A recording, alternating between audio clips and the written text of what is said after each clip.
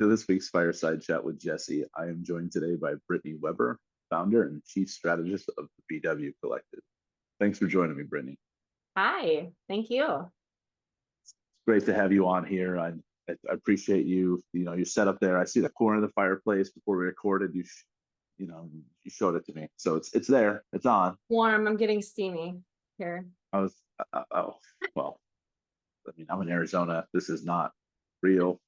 It doesn't throw out heat. I'm sure in Iowa you probably need some heat. Yes, we do. We could use some more snow though. I'm a snow lover, so. I love snow as long as I don't have to deal with the maintenance of snow. Way Good. far away from you. Yeah. However, I'll be in Minnesota next week, so I always Oh, pick the best locations to go to. there you go. Yeah, ice fishing, right? Yeah. There you go. Well, glishing, right? It'll be fun. Okay. Brittany, so for those people who haven't had a pleasure of meeting yet, do you mind just kind of introducing yourself and your career to date? Yeah, so Brittany Weber, BW Collective founder. I came from the equipment finance industry, and actually before the equipment finance industry, I came from local banks, credit unions, Ameriprise Financial, different types of financial lending arms, and different experiences there. So I think all of that has kind of accumulated to where we are here today as well. So with BW Collective, I've got a team. I have two core people on my team. Tara Lawson. She's basically my counterpart through it all. She is the person I called and said, "Hey, would you like to do this opportunity with me?" And she said yes. No idea why. And then I've got Bree Phillips on our team. Oh, hello, Mr. Meowsers. Squirrel. Uh, working from home. It's fine. Fine. All fun. Just the So reality of Bree it. Phillips on our team. Sorry, Bree. Didn't mean to mess You're up gonna your take this? introduction. Oh no, it's fine. It's fun. Oh, This is good all hits. right. It's good So yeah, content. Bree People Phillips love on our cats. team. I know. I love that she's just hanging out there now. All right. So Bree Phillips on our team. She basically just graduated college. She was a PR major. She's also, fun fact, I coached her in volleyball in 7th grade and in high school, and she's one of my go-to babysitters. But I love her as a person and her follow through, and she continues to amaze me in her growth just as a person and a human and professional so far. So I'm excited to have her on board here full time. And then we also have two contractors that work on our team. Alyssa Fuller, who is our designer, and she does all of our fun socials, our animated GIFs, our beautiful everything. And then we have a Laura Living Good Morger, who is basically our HTML developer, our internal automation HTML specialist, all things Salesforce and tech driven. She's my girl. So developed a really great team of people, and I'm excited to have them around me. So, and here we are talking about this. So obviously we've made some changes. We've joined your group, and we continue to evolve as a business. So it's exciting to continually see where we're going. Perfect, Brittany. Thank you for that. Introduction there to BW Collective. So, do you mind just kind of talking about the suite of services that you provide to equipment finance organizations? I know you guys do things outside of equipment finance, but for the sake of this podcast, we'll focus on. Okay. Yeah, no, we really started off as a fractional marketing team back in 2021 when or By the 2020, way, excuse me. Oh, hello, Mr. Meowser #2. Okay, you're adorable. that's not all right. Enough of the cat distractions. Yeah, so Sorry. how many more do you have at your feet? Uh,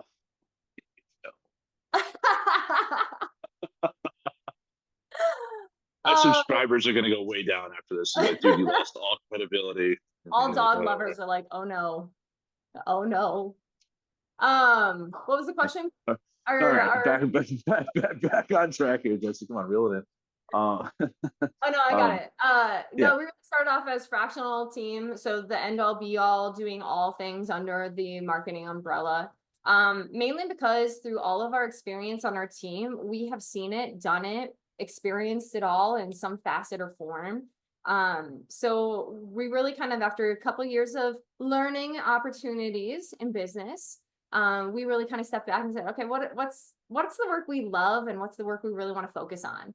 Okay. So kind of in that, we want to put our name out there for content development and creative design, and more so the creating those connections, whether it be through the articles or PR or through just a marketing piece that helps convert something or drive an action for you and your business. I want to become a partner with our clients to help them drive to what their goals are.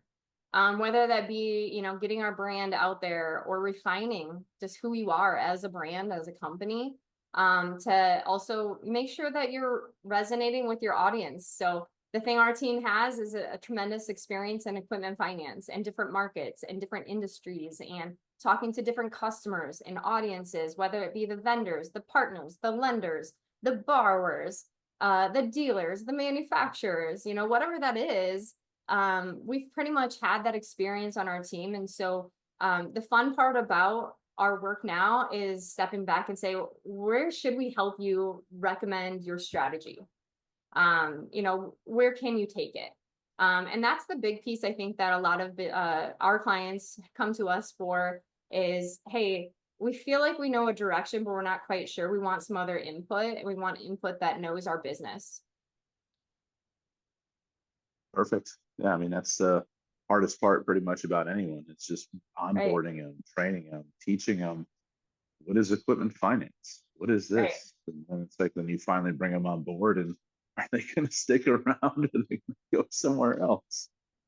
So, Yeah, I mean, yeah, there's a lot of movement in the industry, but internally, which is can be a good thing because you know what's going to what's to expect, I think.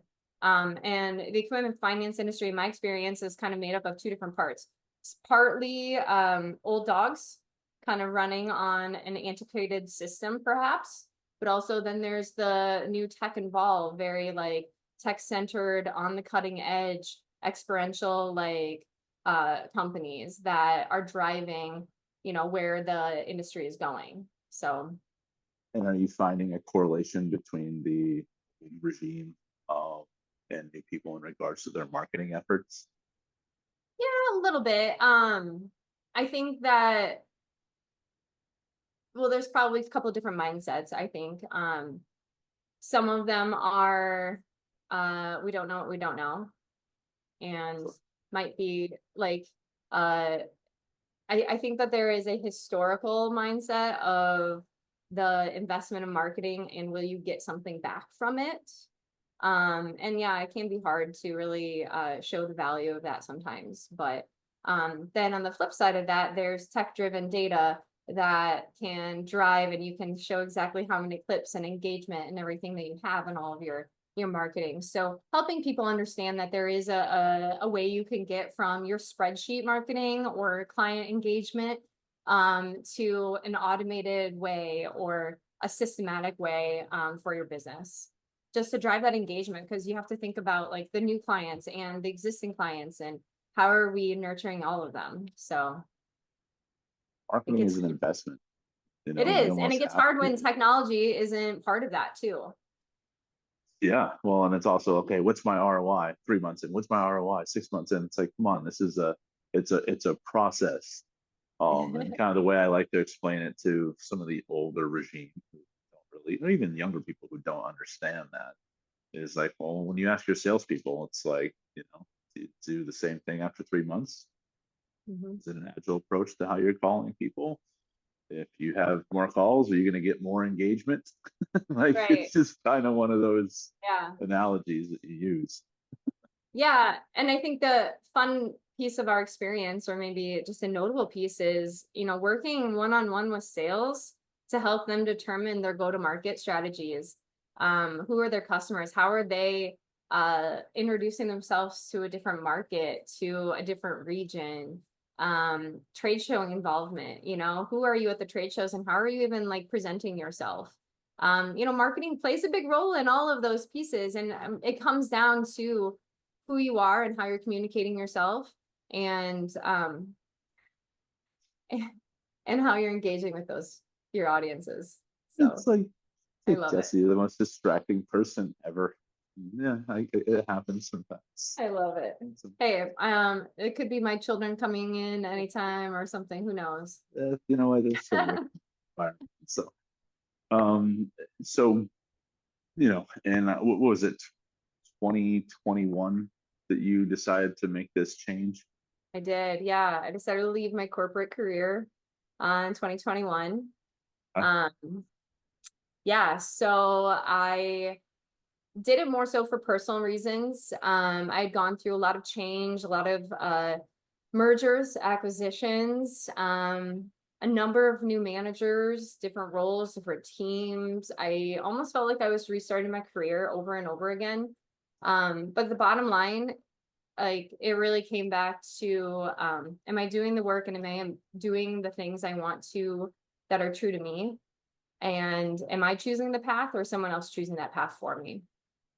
So that's where I really stepped back and um, I started feeling that resistance internally and it accumulated to panic attacks at work and different mental health triggers and issues that I've personally been trying to work through and manage not only for myself, but also for my children, my daughters who are very influential to us and as parents. But um, really, I think what I did was I tried to take control of my own destiny a little bit.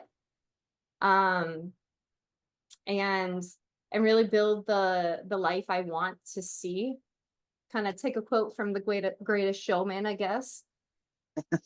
That you can build the world you want to see, and you can also build the career you want, with the balance that you want, with the goals that you want, with working with the people that you want.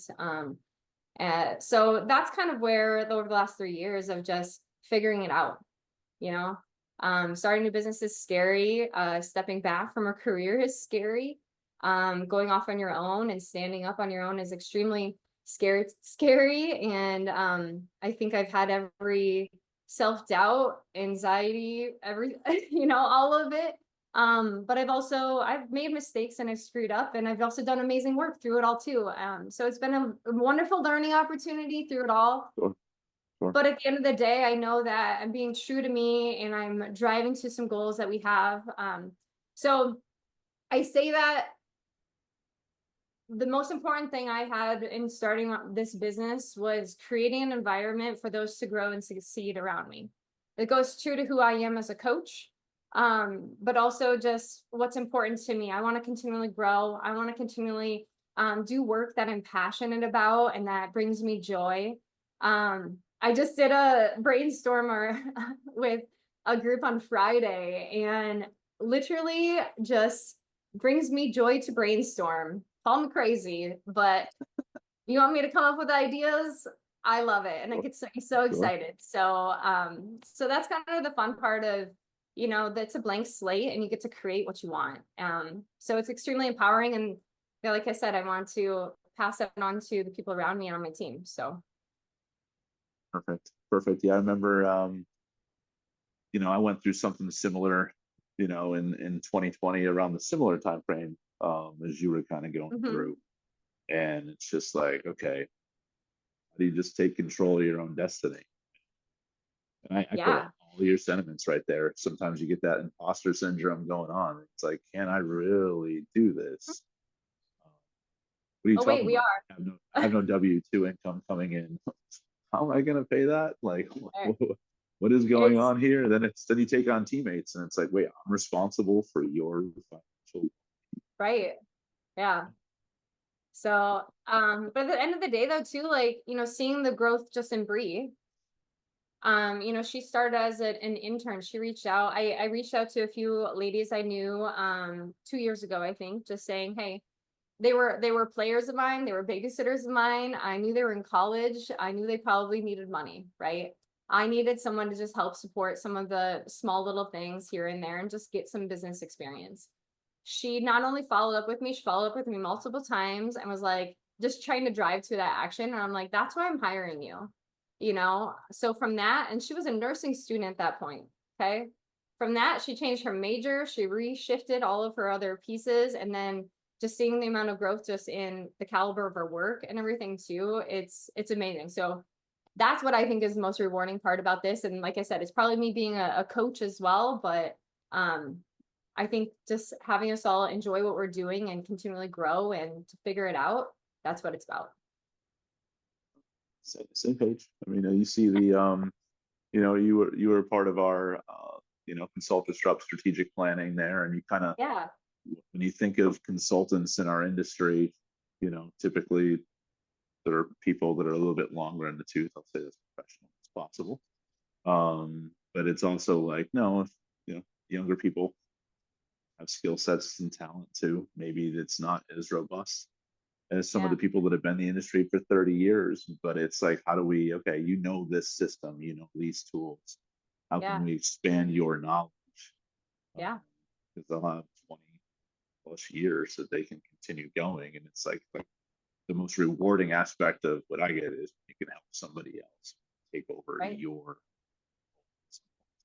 Yeah, for sure. I agree. So Brittany, a few years into to doing this on a full-time basis, um, some of the engagements you have. I know one of the ones that we're working on together mentioned when they ask people about marketing. It's a small organization who's just getting started. They wish they would have invested more, because while word of mouth and equipment finance, I mean, Hmm. that's how that's how we got to where we're at.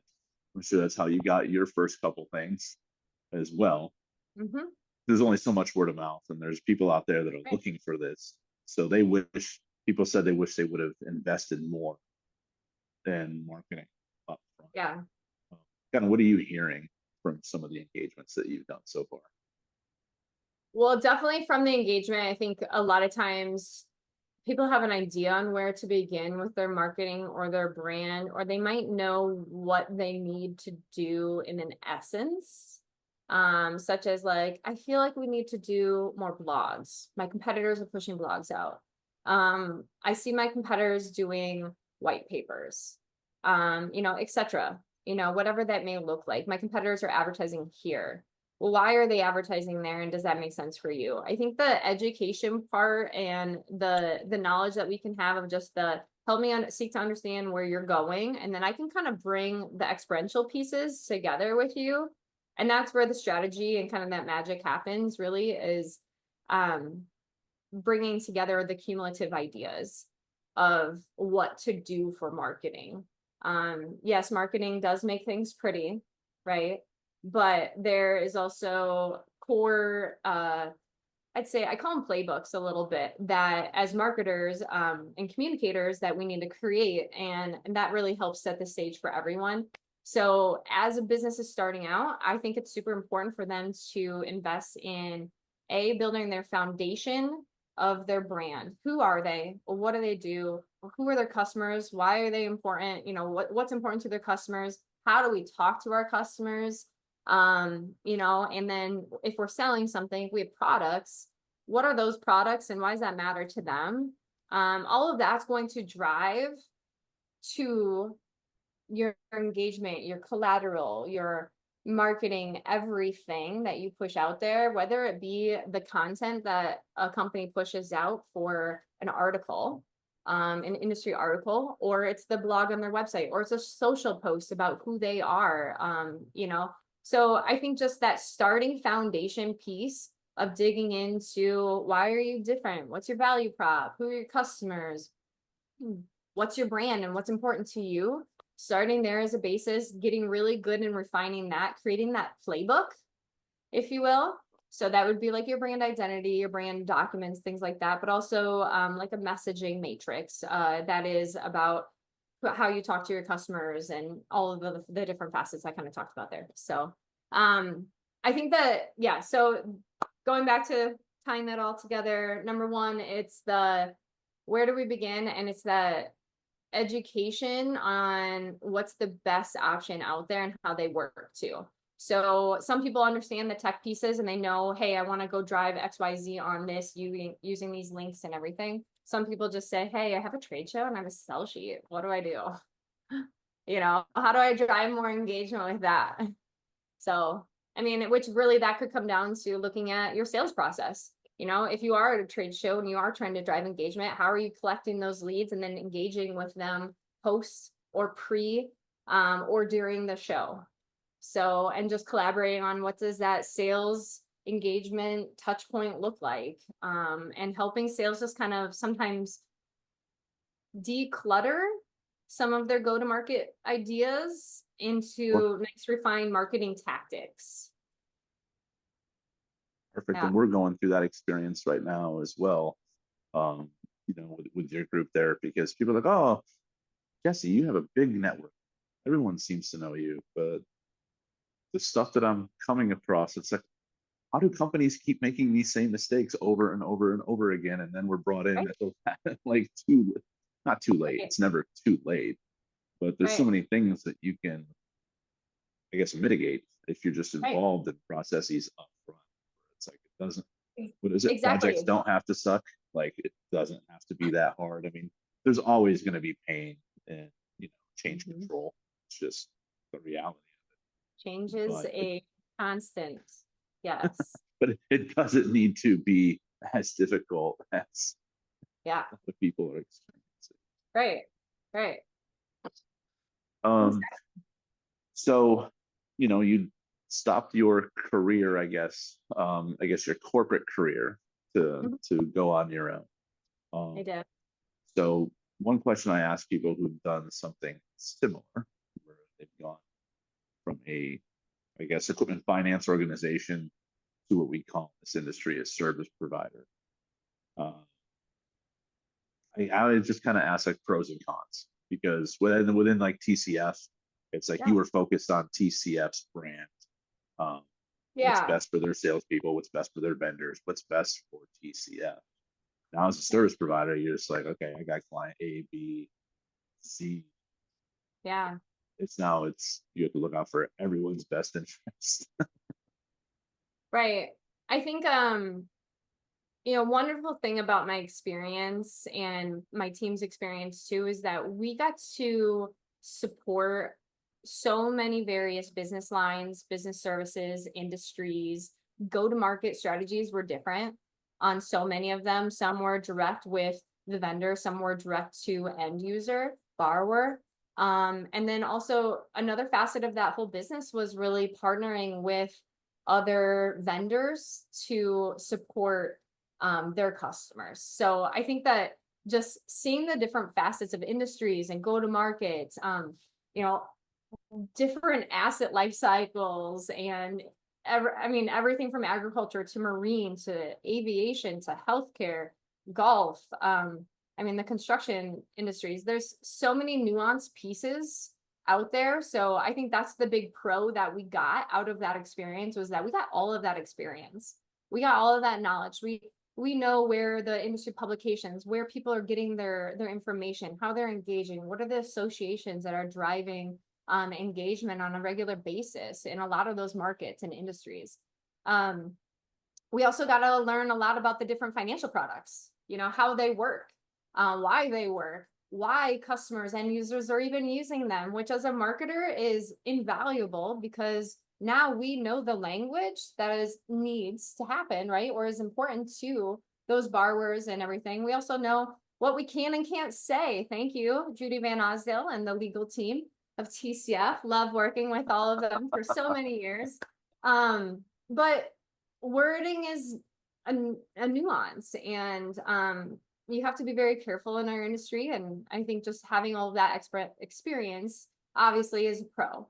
Now coming out as a service provider, very different, right? I can't engage in associations like I used to as much because I'm a small guy. So it kind of brought us to you, obviously. And I came from being as part of the NIFA communications committee for many years. And so I knew how some of those associations supported. I knew a lot of the inner workings of the community, which I think is another big piece too to our business and what sets us apart. So but yeah, it's really that reach as a little guy, it's a little hard in this industry sometimes. So Yeah, That and definitely is a con. things aren't Yeah. things aren't cheap. And that's where it's Oh, like the first couple times where it's like I'm at a conference. I'm like, oh yeah, I want to go do this. yeah. Who's paying for this? Oh God, shoot. I Hey, gotta pay for I gotta but pay for now, this now. hey, but thankfully for you, I appreciate that because now we're at a point too where we want to start talking about ourselves. We want to start showing people the value that we can bring. We've built up our own personal confidence in our business and our value and our brand to go and share with everyone, what we can do and how we can help them. So, and part of that started with that NIFA convention a few years ago of doing some of those marketing breakouts and just having those one-on-ones with some of those business leaders of helping them just strategize and think about their marketing strategy. I think that went a long way for some of those leaders just to have that voice, someone to bounce it off of. So Yeah, yeah. yeah. So I mean, yeah. and it's an interesting dynamic. And that's where your coaching experience. I know you went and got some certifications and stuff, Mhm. but that's where that question making really comes into play, right? Because as much as you know where they think they should, where you think your client should go, like you have to ask the right questions for them to manifest that. Well, right. And I think then it's on us too to present back how can they do it. And I think as this is my first agency experience. Outside of college, I should probably say PRSA agency was a pretty big deal back in the day. But I think learning how to collaborate and work with our partners is something that we're going to continue to evolve. And we want to make sure that our clients see the value in working with us just as much as we see the value of helping them. Exactly. And that's the benefit of you being in control of your own destiny. Right. If you know they're not going to be a good client, it's just as much your decision as it is theirs. Life's a It's choice. Right. been one of the more gratifying things on this side since I've been doing it. It's like, yeah, we're gonna pass. Right. What do you mean you're gonna pass? It's like, I don't think you're gonna listen. You're never going to be able to change anyone's mind. I know that from coaching young ladies, that's for sure. Uh, Fantastic. So I want to talk a little bit about, you know, EF Cares. You were one of the original advisory council members, and we appreciate all the work that you did helping us getting it off the ground. And now, the charity's partnering with the BW Collective kind of as our kind of fractional marketing. Yeah. Blair and our team have done a great job getting us where we're at. However, you know, it's, we definitely need some more attention on a regular basis. Hey, you have done a wonderful job making it where you have, and it's continued to evolve even from the first logo. And to this, I already told you I love what the logo stands for and everything. Christy's showing You in didn't the even have channel to team. explain It's it all to her. me. Yeah, you didn't have to explain it to me. I got it and I loved it. And I love that it was almost like hands and a heart and everything together. So Yeah. yeah. So we're excited for some of the work. I mean, Bree talked about Hmm. her earlier. She's in there cranking out some stuff. So looking Yeah. forward to seeing where you can help 501c3 grow there. Yeah. Yeah. I love my time as on the advisory council and helping you get that started. I think I really was drawn to that because it really it was a little bit similar to some of my personal ethos, I guess. But I believed in your mission and I love that it was a different perspective for the equipment finance industry. Some of the first conversations that you were having in the first EF Cares events were a little bit pushing boundaries. It was right out of the 2020 and people coming back together, and we got to experience a major shift in uh corporate culture and our employee engagement atmospheres, which I think shone a light on a lot of different things. So, but I also feel like the organization gives back to so many wonderful things. And I feel like it's such a better use of our time and resources in the industry.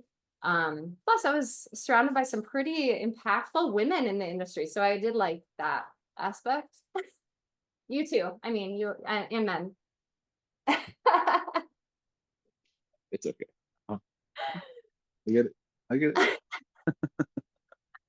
No, well, appreciate all your, your efforts there, Brittany. And like I said, I mean, that first, I think when I first came to you, I'm like, here's an idea. I think this is where we're gonna go. And you're just like, well, I like that, but let's ground you a little bit here. It's like, "All right, Yeah.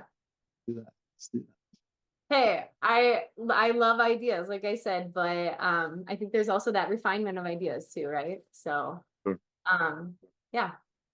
But I Well, think I what ask you guys every, have going, oh, sorry. no, go ahead. I was gonna say what I think you guys have going with the EF Cares is wonderful. So like I said, it kind of goes back to my own ethos of, giving back and caring beyond who we are, and at the end of the day that we're all human. So We're all human. And if we're not focusing on our human capital around us, then what are we really doing? right. Yeah. So I ask everyone who comes on the program to give me a fun fact about themselves. So looking around just your background, I have a quick question. Like, Sure. how long does it take to water your plants on a regular basis? Well, I have about 30 plants. I have a Okay. lot of plant babies. Okay. I don't know. It takes a while because I do some pruning. I have a moisture meter. I have different various babies I'm moving around and doing. Are you allowed to go on vacation? Do you have Yeah. someone to house it? Oh, Okay. no, no, we're fine. We're good. Okay. Yeah. So, like, I've got them down to like a system. So, yeah. my system is I get a plant, it grows for a little while and then it Oh, dies because I forget to oh, do see, I something. have a problem. I make a lot of babies. So my mom Sarah has like 3 babies. There's the mama back there. Yeah, I've got a bunch of them. People know I have plants. I have a plant problem. Rude for me to ask you a fun fact and then ask a question afterwards. So besides marketing and helping out the companies with what you do, Brittany, what else do you like to do in your free time? If you Well, have free time. well, investing time in my family. Obviously, I have 3 children, a husband. My daughters are third or fourth and fifth grade, and my son is kindergarten. Um, we're in athletics. I'm the head volleyball coach for Columbus Catholic in Waterloo, Iowa. I've done that for the last 2 years. Been coaching since club teams and competitive teams since 2009, I believe. And then I also am the head girls golf coach at the high school as well. Okay. Um, so I think that I'm kind of pushing myself back into some of the things that have brought me joy through my life, Okay. which athletics has always been one of those. It's also been one of the places that I learned a lot of life lessons and things about myself. So that's kind of the mantra and the things that I'm trying to bring back to my players and helping them grow through life, using these sports as our avenue of growth. And there's a lot of life happening out there on those courts sometimes and growth. So it's very much needed. I think it's a great way to cultivate leadership skills. Yeah, that empowering other people and um something I've realized through my own personal journey of just self-reflection of, am I doing the things that are true to me?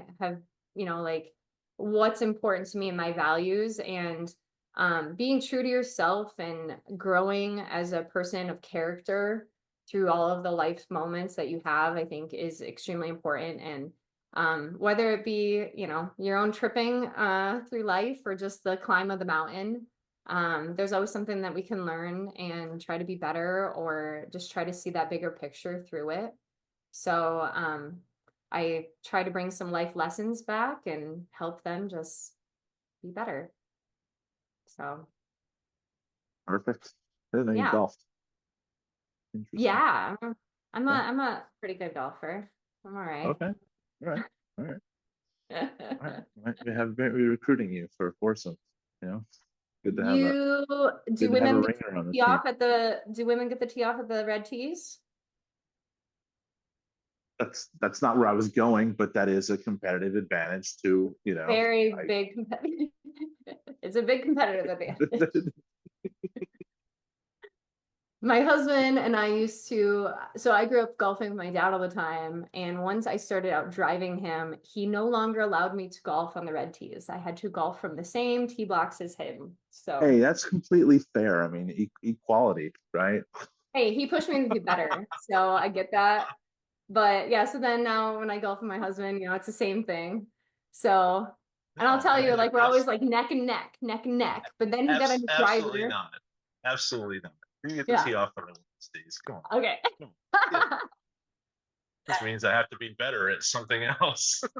Yeah, that's if it goes straight though. So let's be real. Let's if it goes If you straight for Hey, me. when you golf with me, it goes far, but See, exactly. Yeah, but there's my fun facts. I love yeah, yeah, coaching. I'm also a working genius certified facilitator. So that team development idea, the how do we get more done together, and the role that and impact of that we make on work or progress, I think is something that's always continually intrigued me. So I am constantly like digging into all of those pieces and trying to apply them. I'm using my volleyball teams as my little testing ground. So yeah.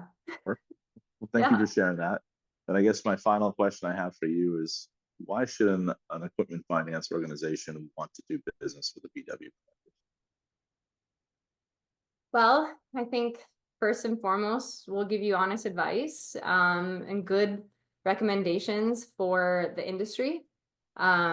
We are very experienced in the industry and we really know how to craft messages that resonate um, and speak to audiences in a creative, fun manner that drive results.